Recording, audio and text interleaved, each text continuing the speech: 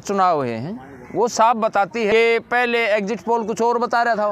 पूरा गोदी मीडिया है वो किसान आंदोलन के दौरान भी मोदी जी के हक में बोला, और अब चुनाव के अंदर उन्होंने ये कह दिया कि भाई 4-5 स्टेटों में से 3-4 स्टेटों में जैसे बदलाव होगा, लेकिन फिर 4 स्टेटों के अंदर भाजपा को बना दिया जाता है। उनका आने का कोई कारण भी तो होगा ना। इन्होंने जनता के पास कभी भी किसी भी स्टेट में देख लो, हमारे हरियाणा के अंदर भाजपा की गठबंधन सरकार है, लेकिन जनता त्राही त्राही कर रही है हटाने के लिए। को बदलने का अवसर मिलता है तो उसके अंदर उसकी वोट का ये पता चले कि मैंने वोट किसको डाली है, किसको मैं बनाना चाहता हूँ, उसका अपना जो मत है उसका सही सदुपयोग के लिए मांग कर रहे हैं। ईवीएम है, ईवीएम की वजह से न तो राजनीतिक दलों को और न राजनेताओं को आम जनता की कोई जरूरत नहीं रही। अब आम जनता अपने सवाल उठाने के लिए नेता जनता के पास क्यों जाता है? ईवीएम को हटा दो, बैलेट पेपर से करा दो, पहले भी होते थे। जो सत्ता पक्ष है कोई भी है, राजनीतिक पार्टियां जो इसका विरोध कर रही है कि भाई नहीं ईवीएम रखना है, तो उनको क्या लाभ है? हमारा उनसे सवाल है कि आप क्यों रखना चाहते हो? कहीं न कहीं आपके अंदर दाल में काला है। तो आप ईवीएम हटा दो, जनता मांग रही है, जनता मतदान तो जनता करेगी ना, नेता तो चुनाव लड़ेगा। और जो जिसने मतदान करना है वो ये कह रहे हैं बैलेट पेपर। पारदर्शिता से चुनाव हो, कोई भी बने प्रधानमंत्री, लेकिन पारदर्शिता होनी चाहिए।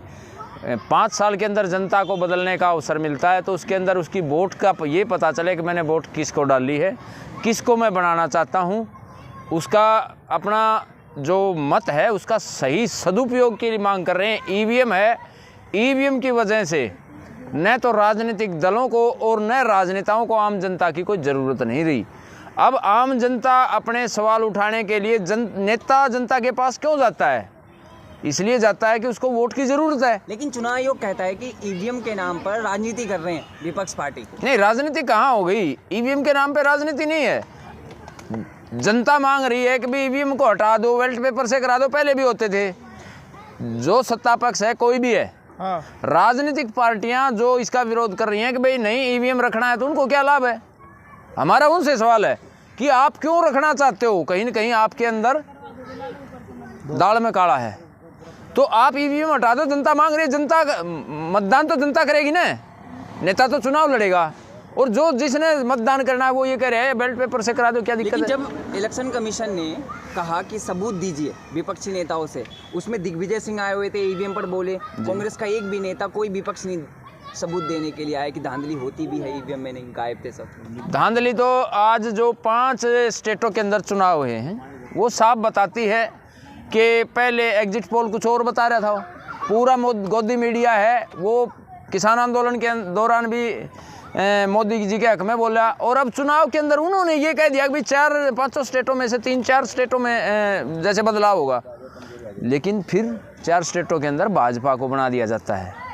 उनका आने का कोई कारण भी तो होगा ना। इन्होंने जनता के पास कभी भी किसी भी स्टेट में देख लो, हमारे हरियाणा के अंदर भाजपा की गठबंधन सरकार है, लेकिन जनता त्राही त्राही कर रही है, हटाने के लिए तैयार है। तो ये पता चले कि भाई आज आपसे जनता पब्लिक खुश नहीं है, तो अच्छा काम करेंगे ना, जनता की सुनेंगे, जनता के बीच में जाएंगे। इनकी सभाओं के अंदर 200 आदमी इकट्ठे नहीं होते, ये एमएलए बन जाते हैं। वो कौन सा तंत्र आ गया भाई? आपकी सभाओं में पैसे से लोग जाते हैं?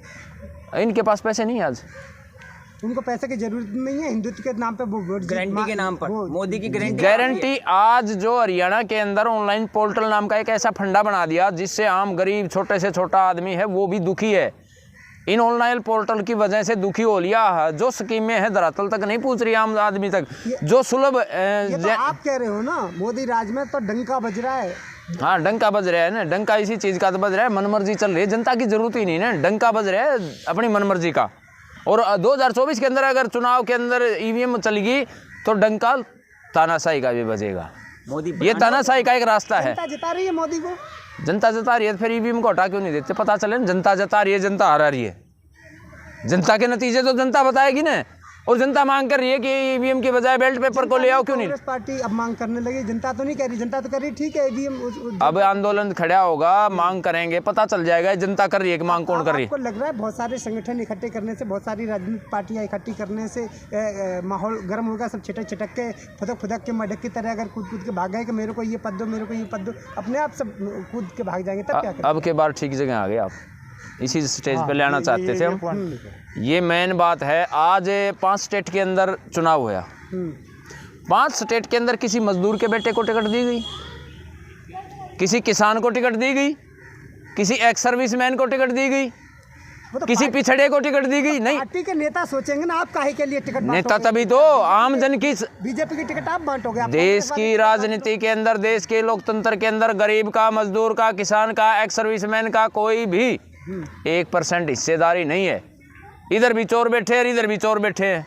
उधर वाले चोर कह रहे हैं हम निकलेंगे नहीं, इधर वाले चोर कह रहे हैं हमें अंदर भेज को, हमारे कंधे पर चढ़ के जाना चाहते हैं ना।